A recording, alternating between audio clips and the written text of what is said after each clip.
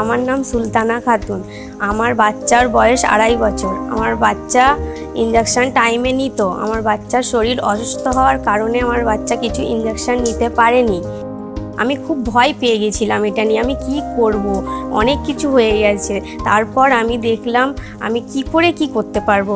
আশাদি আমার বাড়িতে আসলো, আশাদি আমাকে জানালো মিশন ইন্দ্রধনুষ একটি ক্যাম্প বসছে বাচ্চাদের জন্য, যেখানে আমি নিয়ে গেলাম। নিয়ে যেতে আমার বাচ্চার যে কটা টিকা বাকি ছিল সেগুলো সব দেওয়া হলো। তাতে বাচ্চা আমার অনেক ভালো হলো, আমার বাচ্চা সুস্থও আছে।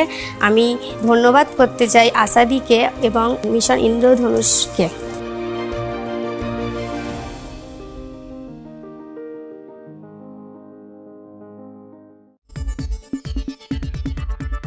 आपली माणसं आपला देश पाहत रहा जनादेश। मागच्या 3-4 दिवसापूर्वी केंद्र सरकारने या कांद्यावर निर्यात बंदी केलेली आहे। हे पूर्णपणे शेतकऱ्याच्या विरोधातलं धोरण आहे। या कांद्याला जवळपास 4,000 रुपयापासून तर 4200 रुपयापर्यंत भाव होता। निर्यात बंदी जशी केली तशी तासाभरात या कांद्याचा भाव 1200 ते 1500 रुपये झालेला आहे। म्हणजे शेतकऱ्याचं प्रचंड नुकसान या निर्यात बंदीमुळे होतंय आणि हे सरकार शेतकऱ्याच्या विरोधात आहे हे स्पष्ट होतंय। खरं तर केंद्राने मोदी सरकारने हा निर्णय कांद्याच्या निर्यात बंदीचा घेतला। राज्य सरकारने या बाबतीत केंद्र सरकारला विरोध करायला पाहिजे। जर विरोध करणार नसेल तर 4,000चा भाव होता जो 1,500वर झाला, याच्यातले 2,500 रुपये राज्याने भरून काढण्यासाठी शेतकऱ्याला अनुदान दिलं पाहिजे। परंतु सरकारने मागच्या अधिवेशनात जाहीर केलेलं अनुदानच अजून सर्व शेतकऱ्यांना पोहोचलेलं नाही आणि नव्याने कापूस उत्पादक शेतकऱ्यावर हा मोठ्या पद्धतीने अन्याय, मोठ्या पद्धतीने आघात झालेला आहे। आणि म्हणून हे राज्याचं सरकार, हे केंद्राचं सरकार हे शेतकरी विरोधात आहे। आणि म्हणून आज आम्ही महाविकास आघाडीच्या सगळ्या विधिमंडळ सदस्यांनी या ठिकाणी आंदोलन केलंय। हे आंदोलन रस्त्यावर सुद्धा होतंय आणि रस्त्यावर सुद्धा केलं जाणार आहे। कापूस कांदा उत्पादक शेतकऱ्यांना आम्ही सगळी महाविकास आघाडी न्याय दिल्याशिवाय स्वस्थ बसणार नाही। या सरकारला सभागृहात सुद्धा आणि सभागृहाच्या बाहेर सुद्धा आम्ही सळोकी पळो करून सोडू।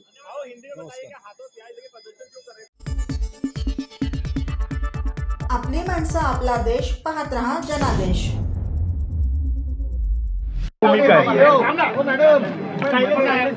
अवकाळी पावसाच्या नुकसानीबद्दल आज सभागृहामध्ये चर्चा होईल आणि चर्चेमध्ये सत्ताधारी विरोधी पक्ष सर्व आमदार सहभागी होतील आणि शासनाच्या माध्यमातून त्याची योग्य ती दखल घेतली जाईल। शासन शेतकऱ्यांच्या पाठीशी उभं राहणारं शासन आहे।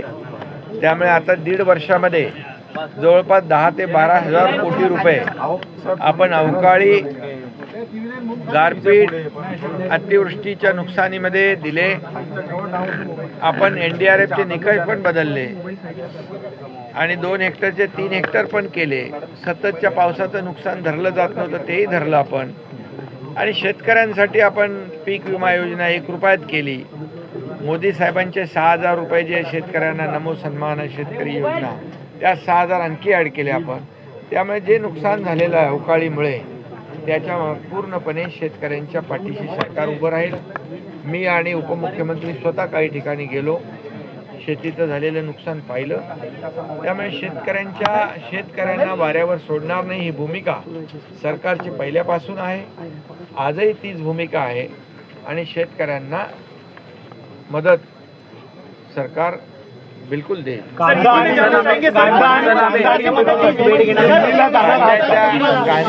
कांदा निर्यातीच्या बाबतीत देखील मी स्वतः संबंधित मंत्री महोदय पियुष गोयल साहेबांशी बोललेलो आहे आणि त्यांनी देखील या बाबतीमध्ये जे काही धोरण आहे आणि आपल्या राज्यातली कांदा उत्पादक शेतकऱ्यांची जी काही भूमिका आहे या बाबतीत मी त्यांना अवगत केलेलं आहे।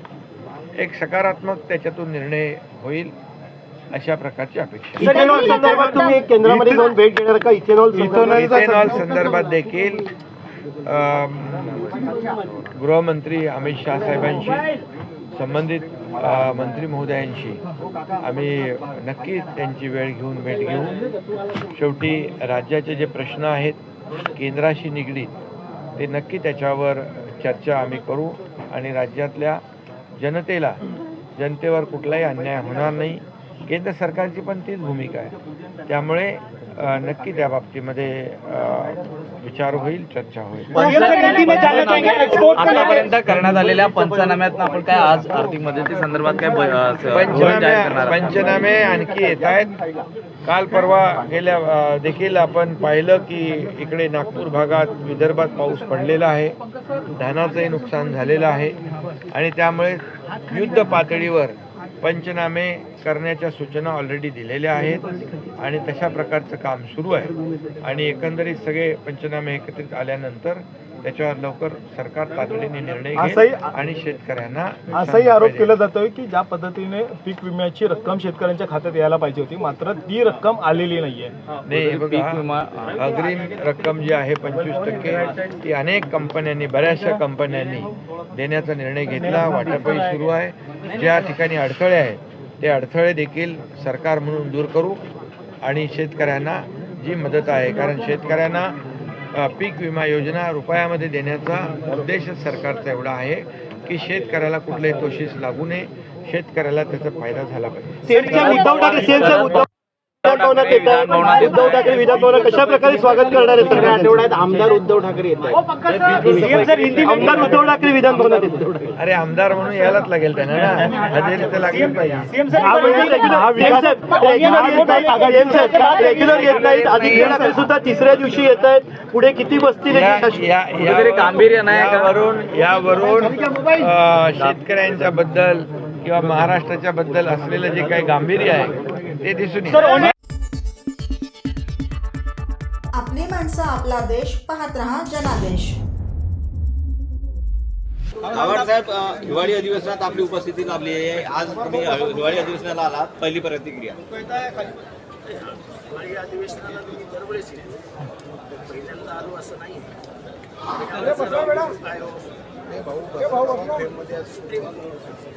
ही सगळी धावपळ होती, त्यामुळे पहिल्या दिवशी मी हजर राहायला आवडत नाही. हिवाळी अधिवेशन माझं आवडतं अधिवेशन. आज याच्या प्रश्नावरती स्वतः स्वयं शरद पवार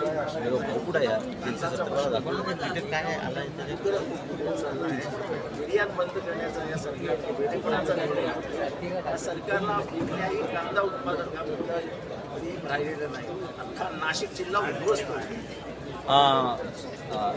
अमोल अवकाळी पाऊस आणि गारपिटीच्या मुद्द्यावरती एकंदरीत आपण बघतोय अजूनही शेतकऱ्यांना पिकं झोपली आहेत. शेतकऱ्यांना मदत नाही. बांधावर कोणी केलेलं नाही. घरी त्यांच्या कोणी अधिकारी पोचलेला नाही. पंचनामा झालेला नाही. कसल्या गोष्टी करताय? हे सरकार फक्त गद्दारांच्या जीवावरती सरकार कसं चालवायचं, त्या गद्दारांना सांभाळायचं कसं, ह्याच्यातच असतं दिवसभर. मग एक गद्दार दुसऱ्या गद्दारावर नाराज होतो, मग एक गद्दार तिसऱ्या गद्दारावर नाराज होतो. या नाराजीच्या नाटकात मग एखादं पत्र येतं, मग गोंधळ उडतो. हे सगळं चालवायचं.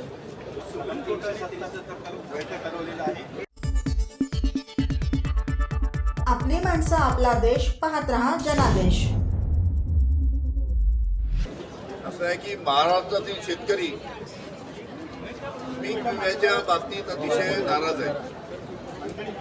ज्या पद्धतीनं शेतकऱ्यांचं नुकसान शेतामध्ये होतं त्या पद्धतीनं पीक विमा कंपनीकडनं त्याचा मोबदला मिळाला पाहिजे, त्याची नुकसान भरपाई झाली पाहिजे.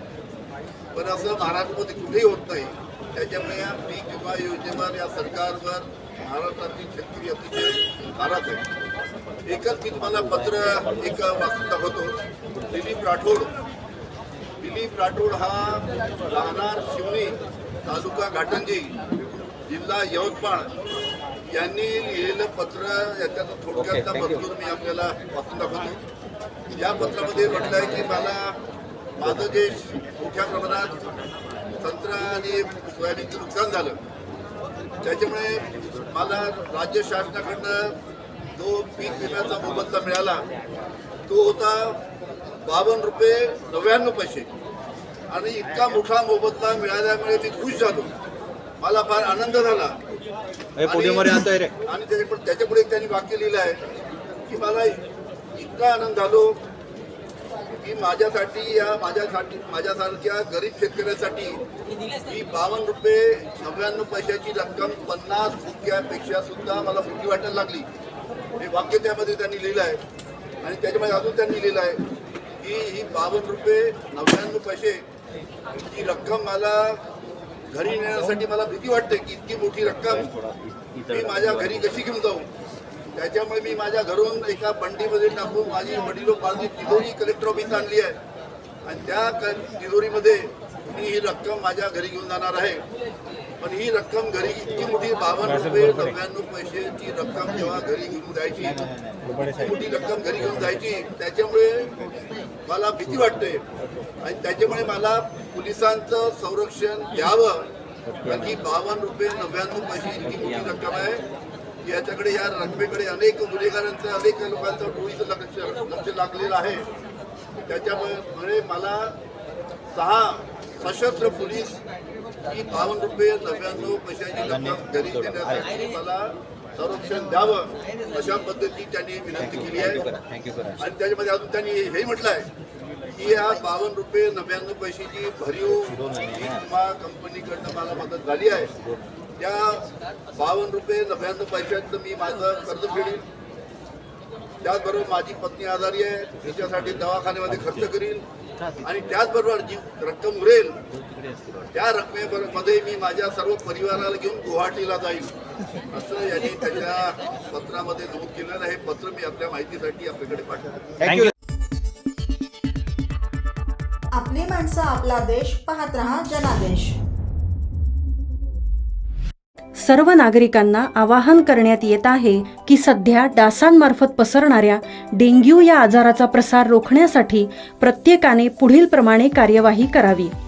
डेंग्यू आजार एडिस इजिप्ती हा डास चावल्याने होतो. या डासांची पैदास साचलेल्या किंवा साचवलेल्या स्वच्छ पाण्यामध्ये होते. 8 दिवसांपेक्षा जास्त दिवस पाणी उघडे व साचून राहिल्यास त्यात डास अंडी घालतात. अंड्यांच्या अळ्या तयार होऊन पुढे डास तयार होतात. यासाठी आपल्या घरातील पाणी साठे उदाहरणार्थ बॅरल्स, पिंपे, टाक्या, हौद, रांजणे इत्यादी दर आठवड्याला रिकामे करून घासून पुसून कोरडे करून पुन्हा भरावे. 1 दिवस कोरडा दिवस म्हणून पाळावा. पाणी साठ्यांना घट्ट झाकणे बसवावीत किंवा जुनी साडी, चादर, धोतर यांनी बांधून झाकून ठेवावीत. म्हणजे डास त्यात जाऊन अंडी घालणार नाहीत. घराच्या गच्चीवर, आजूबाजूला, अंगणात कोठेही पाणी साचू देऊ नये. भंगार सामान उघड्यावर टाकू नये. उदाहरणार्थ टायर्स, प्लास्टिक सामान, कुंड्या, टाकाऊ वस्तू इत्यादी. अशा सामानात पावसाचे पाणी साठून त्यात डेंग्यूच्या डासांची पैदास होते. घरातील कूलर्स, फ्रीजच्या पाठीमागील ट्रे हे देखील वेळोवेळी कोरडे करावेत. लक्षात ठेवा, नुसत्या फवारणीने डास घनता कमी होत नाही, तर त्यासाठी डास पैदास ठिकाणे नष्ट करणे ही आपल्या सर्वांची जबाबदारी आहे. कोणताही ताप अंगावर न काढता जवळच्या शासकीय रुग्णालयात मोफत औषधोपचार घ्या. अशा प्रकारे नागरिकांनी सहकार्य केल्यास डेंग्यूचा प्रसार रोखणे सहज शक्य आहे.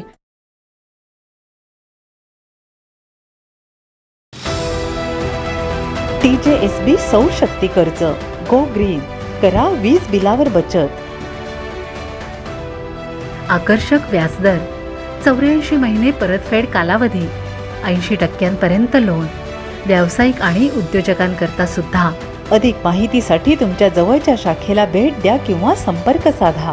1800-223-466 आणि 1800-266-3466.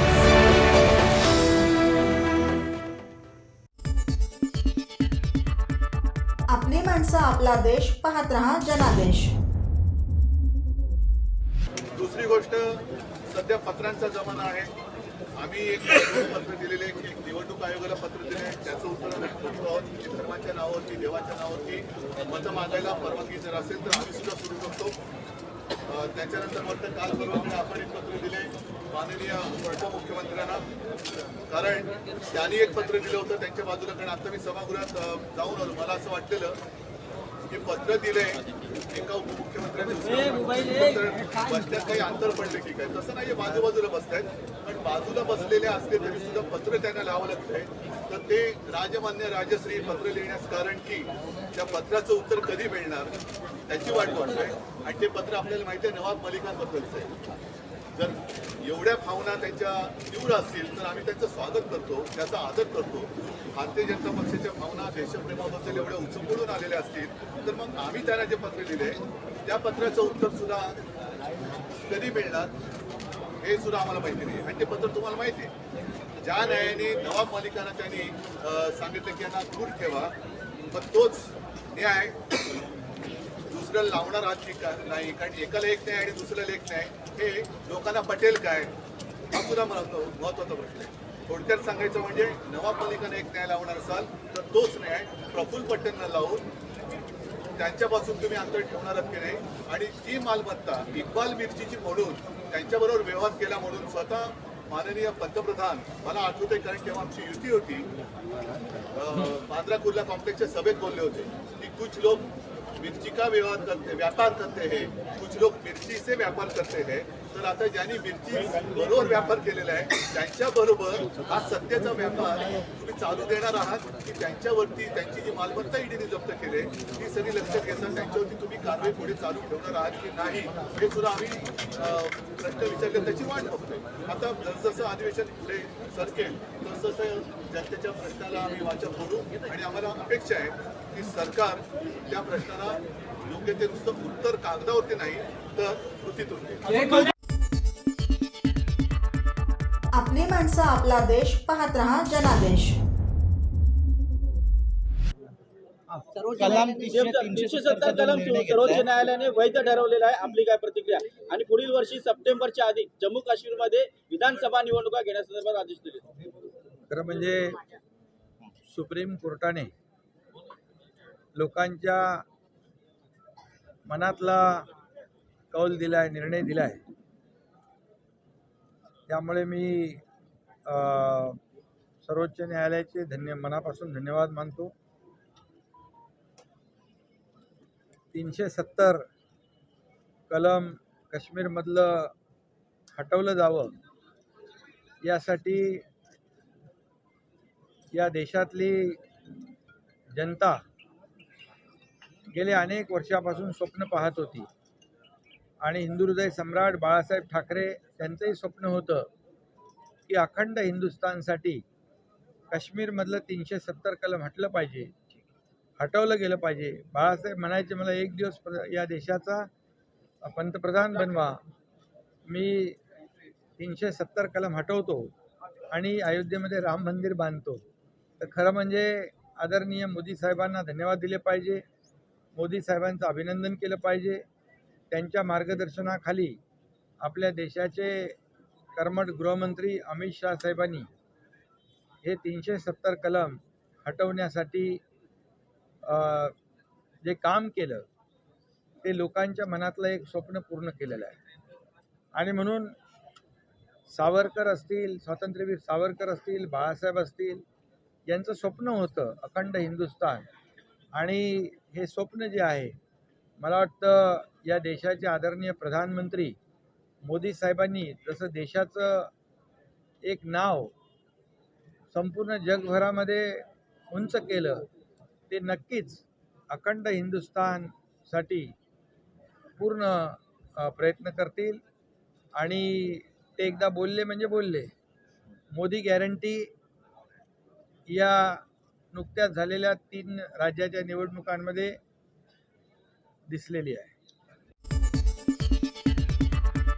आपली माणसं आपला देश, पाहत रहा जनादेश.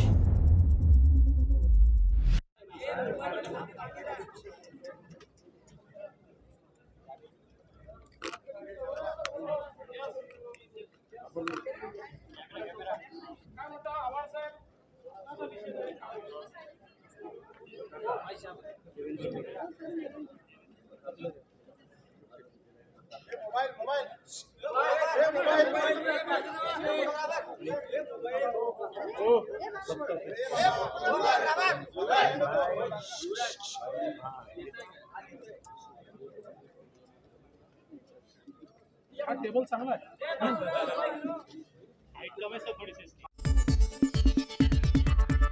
आपली माणसं आपला देश पाहत रहा जनादेश. देशाच्या इतिहासामध्ये आज अतिशय महत्त्वाचा दिवस आहे. माननीय देशाचे प्रधानमंत्री श्री नरेंद्र मोदीजी यांच्या नेतृत्वात भारत सरकारने काश्मीरमध्ये अनुच्छेद 370 रद्द करण्याचा जो निर्णय घेतला होता, आज त्याच्यावर माननीय सर्वोच्च न्यायालयाने देखील एक प्रकारे मोहर उमटवलेली आहे. आणि ज्या प्रकारे सर्वोच्च न्यायालयाने आज निकाल दिलेला आहे, मी असं म्हणेन की आज भारताचा विजय झालेला आहे, जम्मू काश्मीरच्या लोकांचा विजय झालेला आहे. आणि खऱ्या अर्थानं ज्या 370 मुळे जम्मू काश्मीर हे विकासाचा आगार व्हायच्या ऐवजी दहशतवाद्यांचा आगार झालं होतं, आज खऱ्या अर्थानं 370 रद्द केल्यानंतर दहशतवादही कमी झाला, विकासही मोठ्या प्रमाणात वाढला आणि आता तर 370 पुन्हा येण्याची शक्यता पूर्णपणे सर्वोच्च न्यायालयाने संपवल्यामुळे एक नवीन पहाट ही आता जम्मू काश्मीरमध्ये झाली आहे. असं जर आपण म्हटलं तर ते वावगं ठरणार नाही. यातनं जम्मू काश्मीरच्या विकासाचा मार्ग मोकळा झाला आणि एकसंघ भारत एकसंघ होताच, पण कोणाच्या मनामध्ये जर यत्किंचित शंका असेल तर ती शंकाही आज संपलेली आहे आणि एकसंघ भारत हा आजच्या निर्णयाने प्रस्थापित झाला आहे. म्हणून मी माननीय सर्वोच्च न्यायालयाचे देखील आभार मानतो.